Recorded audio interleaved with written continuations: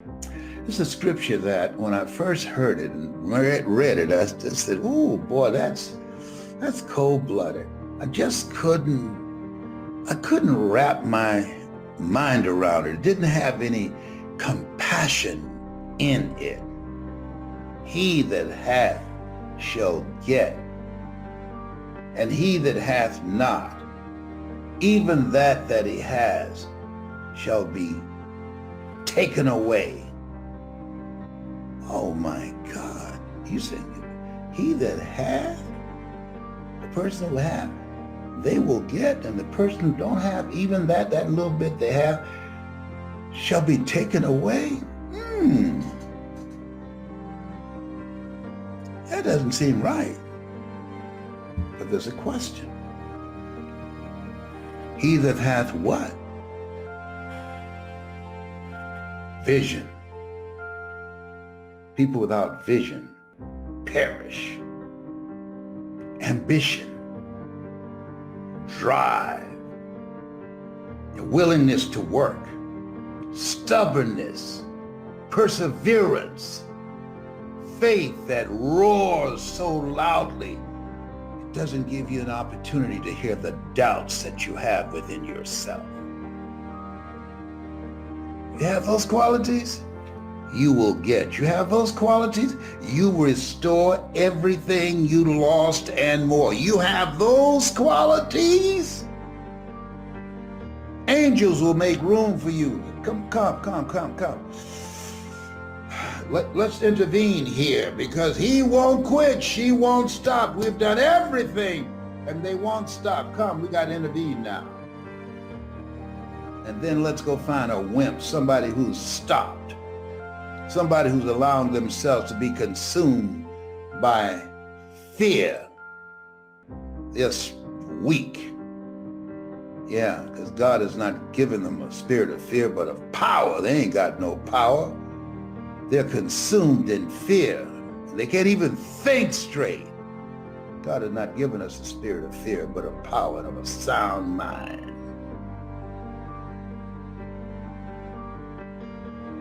This place where you are, where I am, this place, we've been picked out to be picked on. This place, we are more than conquerors. This place is a testimony, no test, no testimony. This place, no guts, no glory. This place, faith not tested can't be trusted. This faith will find a way. Yeah. We need to know that. We need to saturate ourselves with words that will empower us right now. Our children are watching. Our children are not okay. There's an article, Google it. Our kids are not okay. The suicide rate among children, teenagers, and younger is soaring because they're watching us. See, how we live our lives, Jim Rohn said this, how we live our lives, it can be a warning or an example. Did you hear me? How we live our lives, our children are watching. It will be a warning or an example. A warning of what not to do or an example of what to do when tragedy and interruptions and crises show up. Therefore, take unto you the whole armor of God, that ye may be able to withstand in the evil day, that having done all to stand. This is our time to stand. This is our time to be actively engaged in this thing called life. Our children are watching us. There are generations yet unborn that are depending on us. There are people who gave their lives, like a John Lewis said, create some good trouble.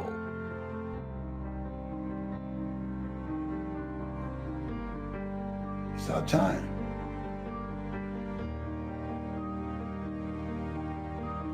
It's our time. You have something special. God is on your side. If God is for you, who can be against you? You got a winning team. I'm looking for, and I'm on a mission for people who can hear me. If at some point in time when you're a little kid or a grown person, you're going through some stuff and you heard my voice.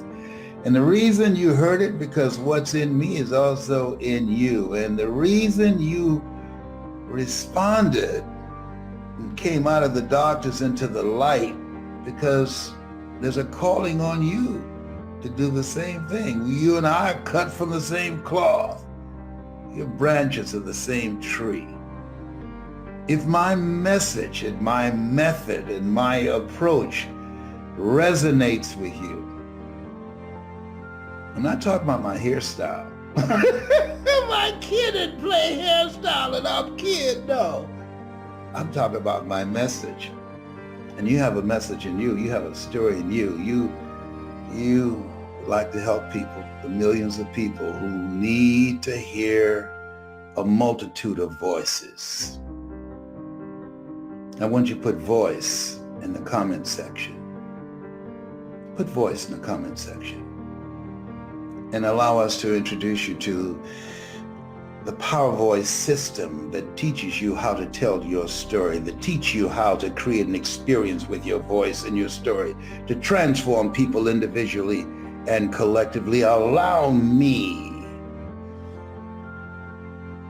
to mentor, to coach you, to bring out the greatness in yourself and to bring out the greatness in others. If that's your calling, I love to tell you, and I will always remind you, a job is what you get paid for. A calling is what you're made for.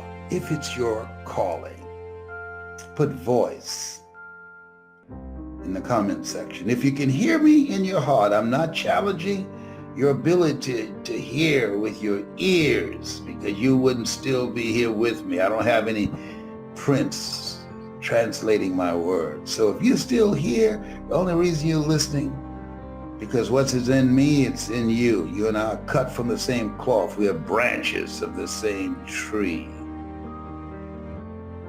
It's time to make a decision. Put voice in the comment section. We don't know how much time we have left, do we? Michael Jackson said, "This is it." And it was. Okay. Put voice in the comment section. Live each day as it were your last. Because what we learned from the coronavirus, one day it will be. Toby Gatson, we graduated together at Booker T. Washington High School in Miami, 1963. Wow. Classmate had COVID-19 and he kicked COVID's butt. Toby, I'm so happy for you, brother. So happy. Prayed hard for you, but you've always been a fighter since we were in high school.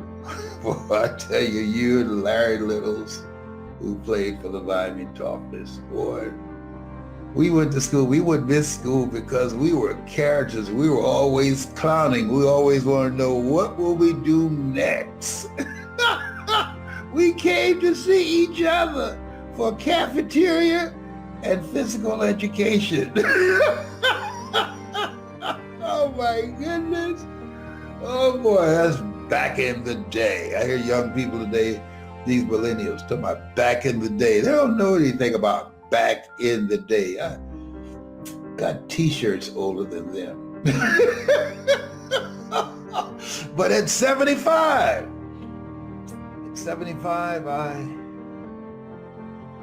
my goal is to finish strong. At 75, my goal is to train the best speakers on the planet. At 75, my goal is to find people who are hungry to make an impact with their lives, who are hungry to learn how to use and access their power voice, who are hungry to live a life that will outlive them. Yeah, you forget your years will forget you. And I want to leave this with you. As you look at your goals, be stubborn about your goals. Be stubborn. Don't give up on your goals. You will fail your way to success. Don't give up on your goal. Know your vitamin, as Suzanne de Pass would say. Don't give up on your goal. Be stubborn about your goals. Be flexible and versatile. Ask for help. A lot of people won't do that because of ego edging God out, because a lot of people, as a result of pride cometh before a fall. Ask for help. Not because you're weak, but because you want to remain strong. You don't have to figure it out. Get started. Do what you can with what you have, and God will do what you can. Les Brown is in the house, the School of Greatness, my friend, who has been around for 75 years young. You told me just before we got on here, you've been fighting cancer for 27 years. You've been widely known as one of the most inspirational, motivational speakers in the world, helping Fortune 500 companies to small business owners to everyone in between really tap into their greatness. You're an inspiration to myself and so many people. And you've got a book called You've Got to Be Hungry that's out right now that is doing incredibly well and is 20 years in the making. And I'm curious, we've been talking just before this, which we'll add in the interview, about racial injustice, which you've been a big proponent of speaking out against for many years, and your time working in Ohio, in government, and your time working in radio, as a speaker, as all these different areas of your life. But you've just been through a lot personally of challenges in your life from, we have a similar story of growing up dyslexic with learning disabilities, with challenges in school. I remember the story you shared in our last interview in 2017 about, teachers just calling you dumb and things like this. I feel very connected to that story because of my experiences in school. And yet you've overcome so many challenges in your 75 young years. Can you share the biggest challenge you've had to overcome? The biggest challenge I had to overcome, and it's a continuous challenge, is allowing myself to see myself beyond my circumstances and mental conditioning, to live out of my imagination rather than my history. When you are raised in a culture that constantly demean you, marginalize you, and stifle your potential to move forward. I remember reading a quote by a guy named Richard Wright, who said, "The impulse to dream has been slowly beaten out of me through the experiences of life." So just imagine in 1963, when I graduated from high school, now that's a long time ago. my grandson said, "Grandpa, how old are you?" And I said, 75. He said, "You are old." In 1963, here's what the statistics were in 1963, that if you're an African American, you're the last hired and the first fired. If you're an African American, that a white college trained black person has less of a chance of getting a job than a white high school dropout. That's in 1963. Wow. According to the Federal Reserve, that still exists. So just imagine when an African American graduates from college and in debt, that a white high school dropout today will earn more money, 3 times more money than that black college graduate. 3 times more, all right?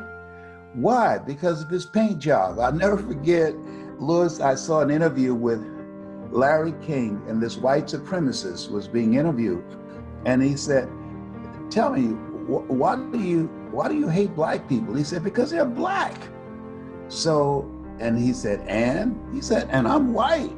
So Larry said, what did you have to do with that? And this white supremacist said, what? He said, what did you have to do with your being born white? And he didn't have an answer. He just got quiet. And Larry, in that question, that strategic question, it created an aha moment, hopefully, for that young man. I saw this video yesterday. This lady said, I've got grandchildren. I hate y'all, and I'm teaching my grandchildren to hate you too. Wow. Yes, and I'll never forget when I was on a bus coming back from Miami Beach with my mother, and they had signs on Miami Beach that said, Jews, dogs, and coloreds not allowed. And so I asked my mother, I said, Mama, why do they hate us so much? And she said, Leslie, I don't know, but don't you ever be like them.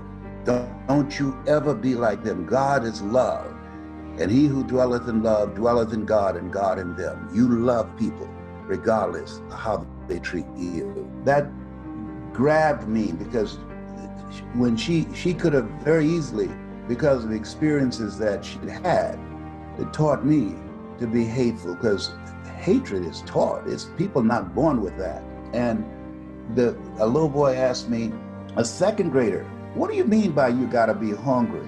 I said, the greatness within to win. I said, when the average person start out in life, they don't realize the odds are stacked against them.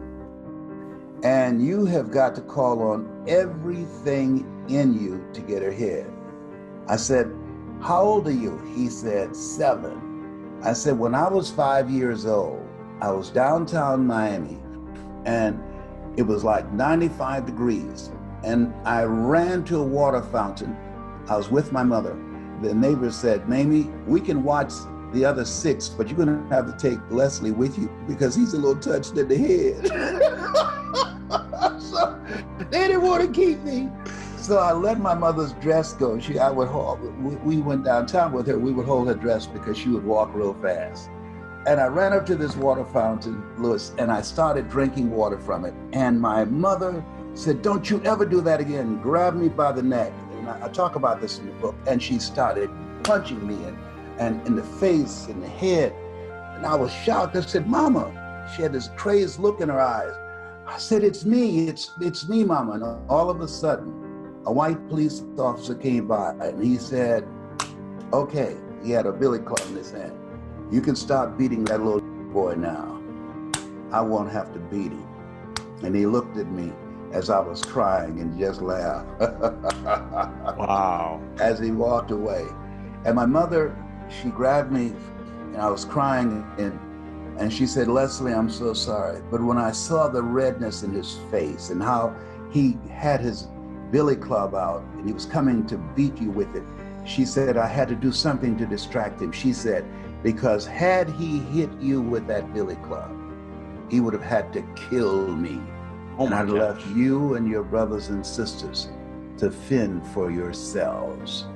You have no relatives. And at that moment, 5, I knew that there was 2 worlds. I was in a world where I was limited, where I could, what water fountain I could drink from. When we got on the bus, there would be seats up front, and there would be a yellow line, and there were standing room in the back where black people were seated. And Mama would say, keep moving. I said, Mama, there are seats up here. Did you hear me say, keep moving, keep moving?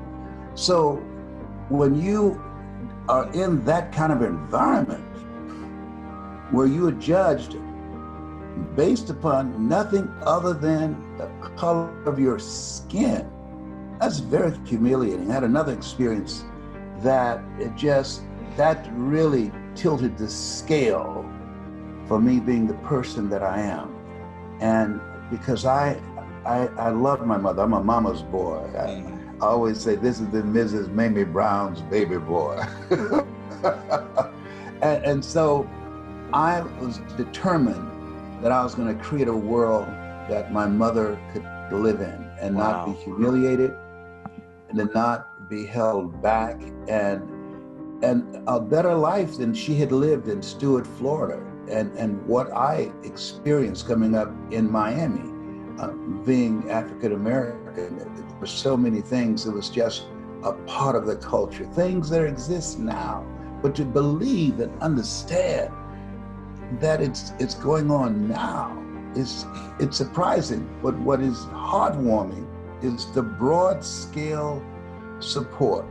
Something that Benjamin Franklin said. He said, change will never come about until those who are unaffected are as outraged as those who are. Wow.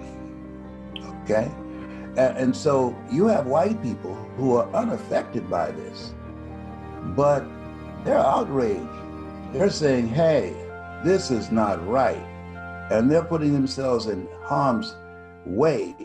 I saw one white lady, they shot her with rubber bullets and she lost her eye. She's permanently blind in one eye.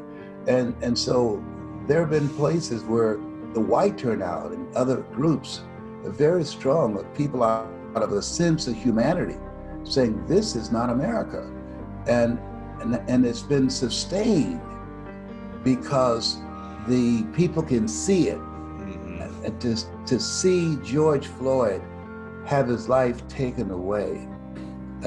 The guy who did that, one of the guys who was in right there near him, where he could have said to the cop that was on George Floyd, come on, man, come on. He said he can't breathe. Come on, it's four of us.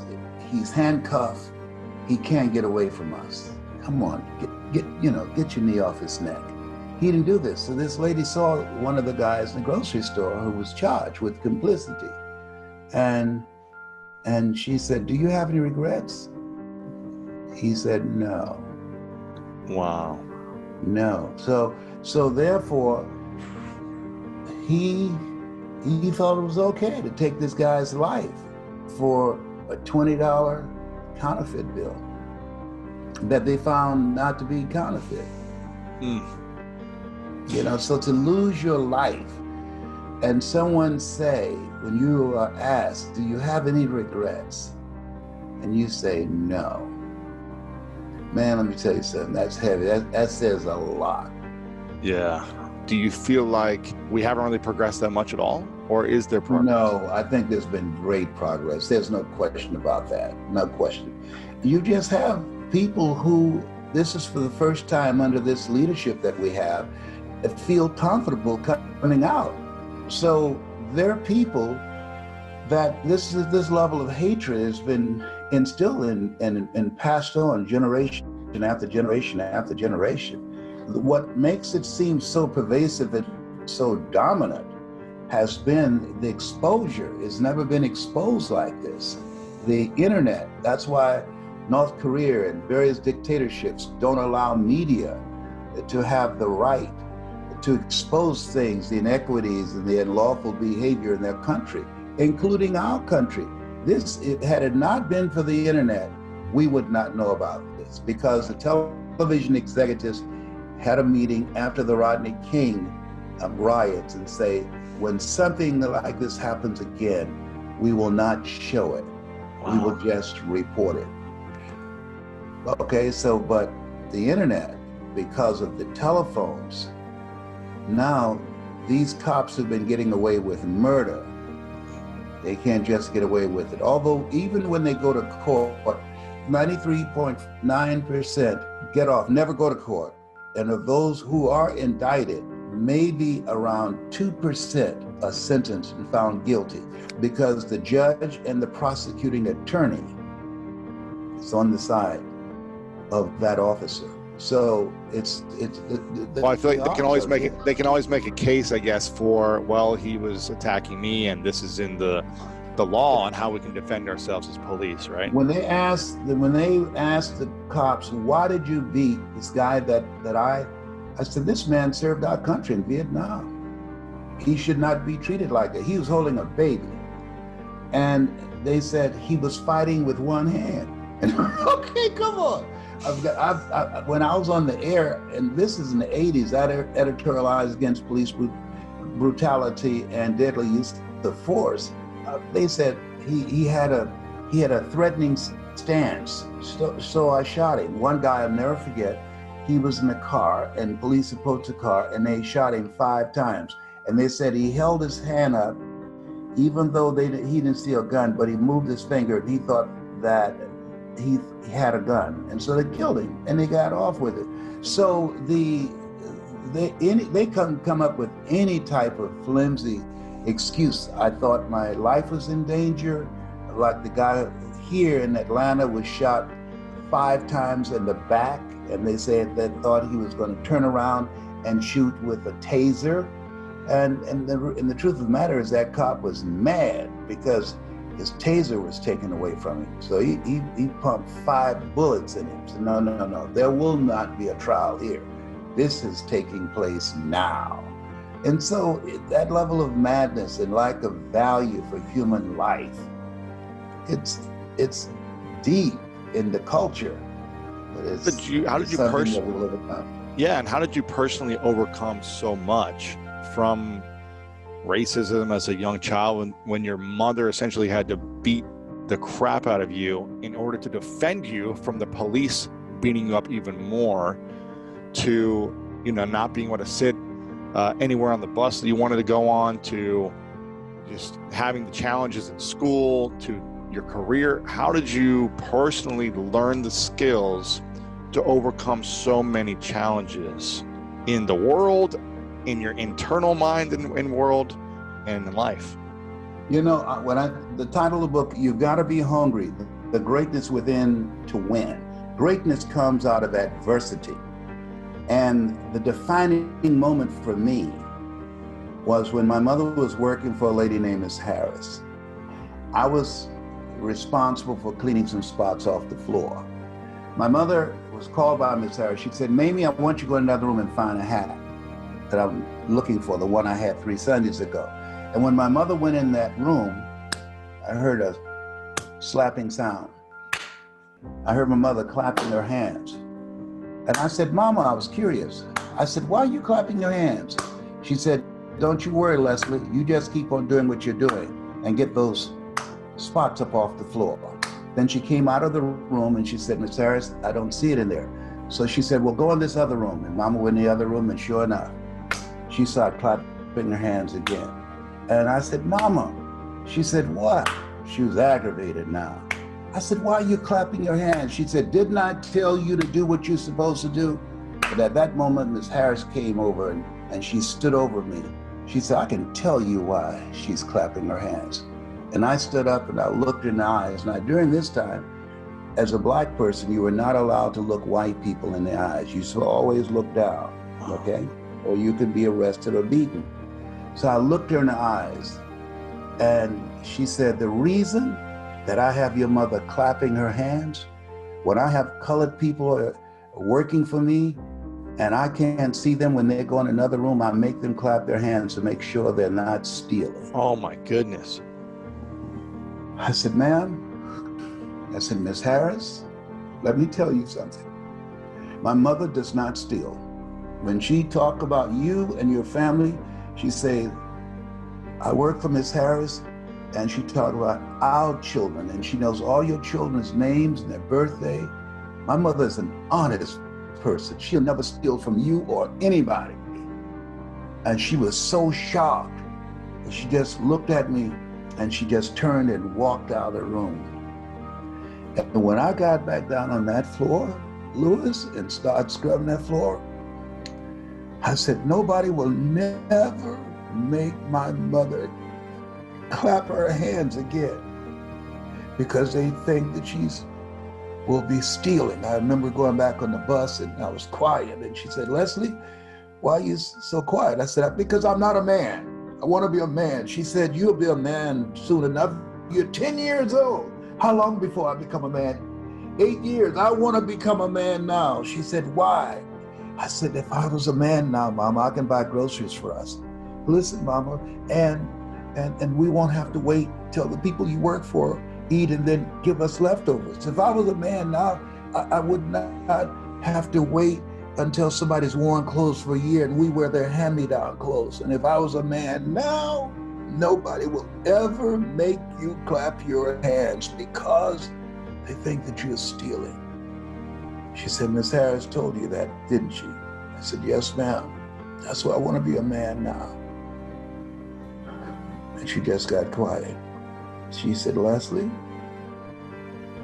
don't worry about it. Just be a good boy. Be a good boy. And I say, I will, Mama. I'm going to take care of you. You'll never have to work again when I turn 18.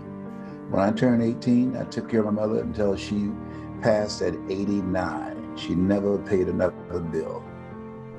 I worked. Yeah, that tilted the scales. That experience, that moment.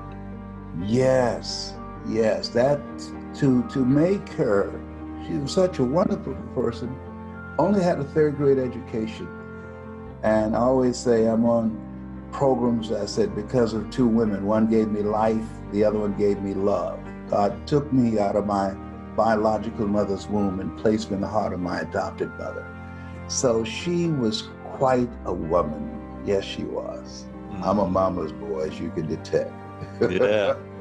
Les Brown is an African-American man. He's a black man. And so his experience over 75 years of being in this country is very valuable. And a lot of these things that have just floated to the surface more recently for the rest of society, you've been living for most of your life. And so I'm just curious as to, first, what do you think as you're seeing what's playing out on television right now, the conversation that's happening in the world today? Just what are your thoughts when you see them?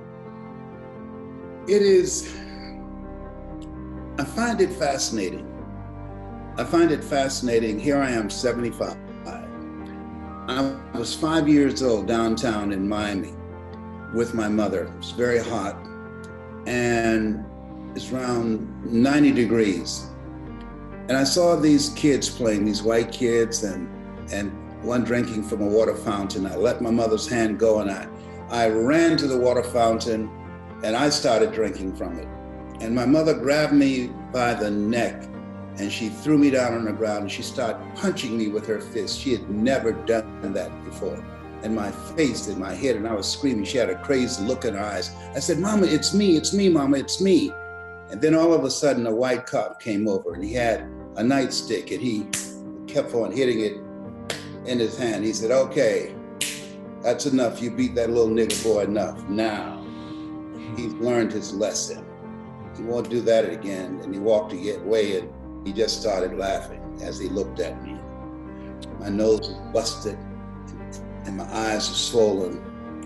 And she said as he walked away, Leslie, I'm so sorry. I'm so sorry, son. I said, Mama, why did you beat me like that? She said, you can't drink from that water fountain. I said, those white kids, they were there. Leslie, listen, you can't drink from that water fountain. It's for whites only. And when I saw that white policeman coming over towards you with his nightstick, had he hit you with that nightstick, he would have had to kill me. And I would have left you and your brothers and sisters to fend for yourself. I'm so sorry, son. I'm so sorry. I said, Mama, it didn't hurt that bad. She said, I know, I never wanted to hit any of my children like that. But I had to do something to distract him. And that was the birth of hunger in me. Because on that day, I realized something that Martin Seligman said in a book called Learn to Optimism. He said between the ages of 0 and 5, that we learn what's available to us and what's not available to us. And there are places that I couldn't go. I used to see signs on Miami Beach that said Jews, dogs, and colors not allowed. I remember being on the bus and seats were available front and we would be packed in the back. And I remember stopping and said, Mama, there's seats up here. Leslie, keep moving. Mama, there's seats here. There are empty seats here. Did you hear me? Keep moving, boy, past that yellow line. And so when I look at now, here's the positive stuff. Benjamin Franklin said, that until those who are unaffected are as outraged as those who are affected, things will never change. For the first time, we have large numbers of white people and people from all walks of life saying, whoa, this is wrong.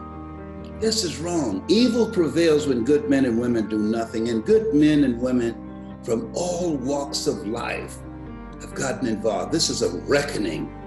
And it's first of all, it's sad to see, but it's heartwarming that there are people who do care. You care. I always tell speakers, I train speakers at this point, who you are behind the words are far more important than the words that you speak. When I train speakers, I first work with the messenger and then the message. And so that evil prevails when good men and women do nothing. There are a lot of good men and women who've put themselves in harm's way, who've said, these are human beings and their lives matter. And it's one thing if we had a protest saying Black lives are better. We're not saying that. We're saying Black lives matter. I mean, when cops, they know they have absolute power. They're judge, jury, and executioner. Over 95% never go to court. And those who go, they are called innocent. The prosecuting attorney's on their side, the judge, the jury, and absolute power corrupts absolutely. But I do believe in our lifetime, at some point in time, that we are going to garner the courage and the persistence and the commitment to eradicate what we're dealing with, because cultures of terrorism, people who are supposed to provide and protect, who are killing and terrorizing, these cultures are created by people and they can be changed by people. And the secret is for us to maintain commitment through all the frustrations, through all the disappointments, through all the things and people who infiltrate the movement and create distractions to try and discourage us and sabotage it. I believe that we live in the greatest country in the world. And when I wake up in the morning, man, I say all things work together for good for those who love God and for those who are called according to his purpose. And I do believe that justice will prevail. You know, both of you are talking about something that is so vitally important, and that is the whole idea of greatness. And let's talk about the process of greatness. So what hurdles did you overcome to get where you are today? Can I ask that again? What hurdles did you overcome to get where you are today? And we're talking about the process of greatness. The biggest hurdle was the environment. To look around the community where I was born and raised, and to have a vision of something beyond there. And not having other children in my age category that had that kind of vision and that kind of dream, wanting to travel and see the world. That was something that I was inspired when I looked at television and I saw I Love Lucy and the Jackie Gleason show and all those television programs. I wanted to travel around the world and see things, which I'm doing now, which I expose my kids to, and they travel. Only 15% of the population ever travel globally. But to remind myself that this is not my rightful place, that I'm not supposed to be poor, and that I'm going to buy my mother a home and I'm going to get her out of here. A man, my mother raised us, she said, a man provides and protects. I'm old school. I don't believe that a woman should work and pay bills. A man should provide and protect. If she wants to work, that's good. But whatever money you earn, you keep that for yourself. But a man pays the bills. That's the era that I came up in. And provide and protect his family. And so When I turned 18, I sat my mother down. I said, "You never have to work again." And I took care of her until she was 89 when she made her transition. And so having the mindset that I am more than a conqueror, not just in lip service, but in how I live my life, that I can control my own personal economy. I can develop the skill set that will allow me to create multiple streams of income and to be my own boss. I will never forget when I quit a job and everybody asking a job, "Where are you going?" I said, "I have no idea, but I'm going away from here." You know, sometimes you have to leap and grow your wings on the way down. I say, give yourself a going away party. Yes, that's right. I did that for a CBS station in LA. I had a big luncheon for them. And they said, what's the occasion? I said, "I'm going in another direction." You said, "You are kidding. You earning over 6 figures for 3 hours on the air. Why are you leaving?" I said, "I told you I wanted to do the radio program at home. You said you want to keep me here and have me under your thumb." I said, "I'm not a under your thumb kind of dude. I'm taking myself away from here so I can control my own future. I don't want to give you that kind of power over me." Wow, taking back your personal power. Yes, absolutely.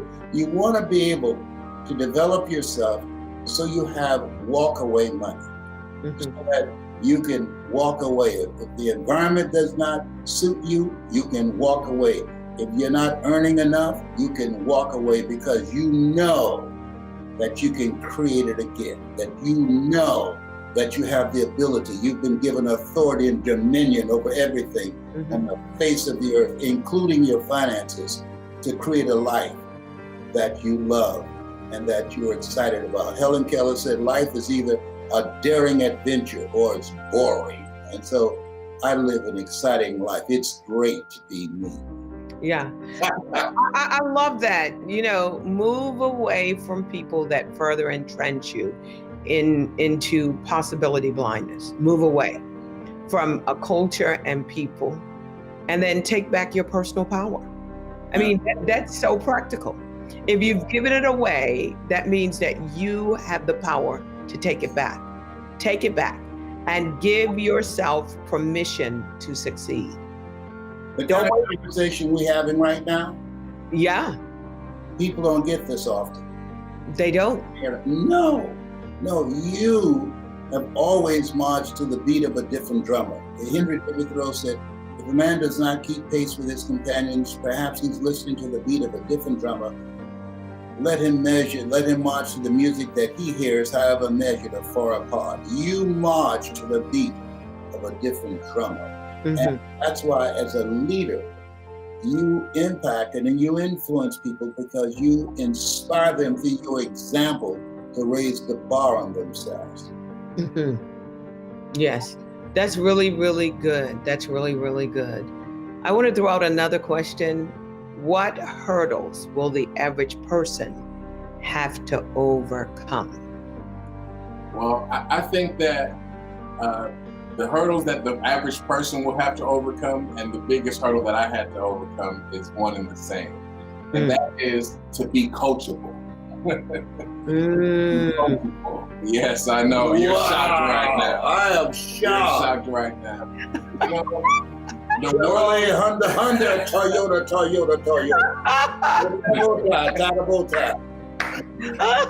The world is filled with know-it-alls who accomplish very little. and the toughest thing that it is, and I understand it, is to take yourself out of the driver's seat and be led by somebody who's achieved greater results than you. I can't believe I'm here. Okay. You know, After a while, it sinks in, right?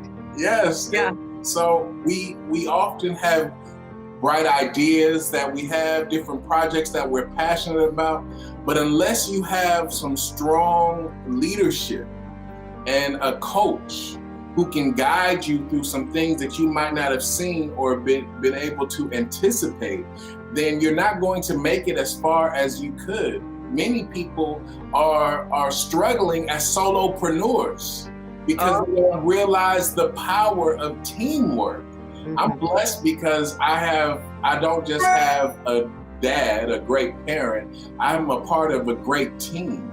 And because of the coaching that I received from him at an early age, by the time I was 14, I was earning over $2,500 an hour. I was traveling, spending time on the road, on tour when most kids were still in school.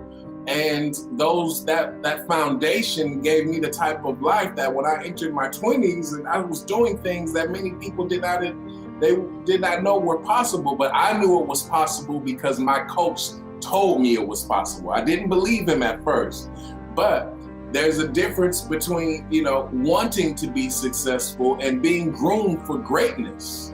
So when you get a coach and you identify a coach who cares about you, who loves you, who can see your potential when you might see your limitations, then you're able to outperform your greatest dreams.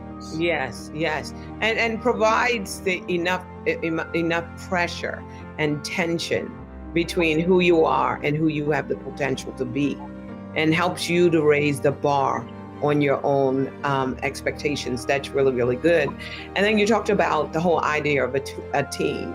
Someone once said you go as far as the 5 people closest to you. I say that they become your prophets. And you don't go as far as your dream, you go as far as your team. And I'm only rephrasing in sound bites what you just said. That's really fantastic. Yes. So I heard a person that said their definition of hell is on your last day on earth, the person you are meets the person you could have become. My gosh. That's a good quote. Whoa. And so we should take, part of the process I'm gonna use that. is not running around trying to meet everybody else, but spending enough time being introduced to your greater self, because your future self is going to thank you. Yes. Yeah. And your coach, your mentors, they can see your future self. And one of the quotes that my dad says, which I love, which is true. Sometimes you have to believe in someone else's belief in you until yours kicks in. Oh, I like that. Because sometimes we're blinded, aren't we? Yes, we are. And the thing about John Leslie, I learned so many things from him. Pivotal points in my life. He helped me to begin to believe in myself when I was first diagnosed with cancer. And how old were you at the time you came? I was 14. He's 14. He came in the room. He said, "Dad, are you going to die?" I said, "We're all going to die one day." And he said, "No, but I want to know, is this cancer going to kill you?" I said, "Well, why are you asking me that?" He said, "You're in this room. I don't hear any motivational messages being played. The shit down. It's dark in here. Where's my dad? Is this going to kill you, or are you going to fight?" I said, "I'm going to fight." What made you do that? I just missed my dad. And what most people don't realize, when there's like a diagnosis, like a cancer, for one person, the whole family is affected, and the whole family is impacted. And I wasn't ready to lose you. And I'm happy that you fought. I'm happy that you reinvented yourself and developed different habits and started to get all the expertise about the diagnosis so that you could still be here today. Yeah, he's defying the odds every day. Yes. He stopped letting the shade stuff and said, "You need to listen to something. You need to put some positive stuff in your head." And so I followed his directions. I believe you're never too old to learn, and you're never too young to teach. One of the things I love that you just said is the whole idea of acceleration. That this is a season of acceleration. And I would love for each one of you to register right now to find out how you can accelerate your success and your prosperity. A lot of people have shifted themselves into neutral, Mr. Brown, and they're just coasting it to the end of the year. But this is the time that you need to now put it in high gear and start moving towards your destiny, your purpose, putting as much energy as you possibly can in defining how you want 2023, 2024, 2025 and onward. You don't just have to have a most amazing year. You can have an amazing decade. You can have an amazing life. And you cannot do it by keeping your life in neutral. You've got to shift it in gear. And I'm glad you mentioned that, because to do that. Yeah, part of shifting your life in another gear, a higher gear, you have to look at your relationships and ask the question, what are my relationships doing to me? Scripture asks the question, what fellowship does life have with darkness? None. Life is like an elevator, as you are aware. And the higher you go up, you have to stop and let some people off. Yes, and yes. A lot of people are not going to finish their year strong and live the life they want to live because they have too many toxic, negative, energy draining family members and friends in their lives. Low value and no value. I got to add that. Absolutely, yes. And so you have to ask the question, what is this relationship doing to me? Am I growing mentally and emotionally and spiritually? There are people that are always there when they need you, but when you need them, you can't find them. And so when you begin to look at that, the studies indicate you earn within $2,000 to $3,000 of your closest friends. When I found that out, I got all the broke people out of my life. I said, y'all gotta go. You give yourself a going away party. Yes. Go with your balloons and your cake that says Bon Voyage. And they're gonna say, oh, you didn't have to do it. No, I didn't do it for you. I'm doing it for myself. And I often say, could things be the way they are because you are the way you are? And what one thing can you change that can change everything? You could change your mind. Nothing about your life has to remain the same. You have full control over your destiny. Your future doesn't come from outside of you. It comes from inside of you. And, again, there's a saying that you can never outperform your current concept of self, nor can you rise above the level of your self-worth. Now, I'm glad you brought that up, because in order to finish your year strong, one of the most important things we have to do is to address what you just mentioned. Many of us are blocking and preventing ourselves from moving forward and finishing the year strong because of things that we have experienced, because of things that we've gone through. And I want people listening to us right now to write this down. You might be through with your past, but your past is not through with you. I just love it.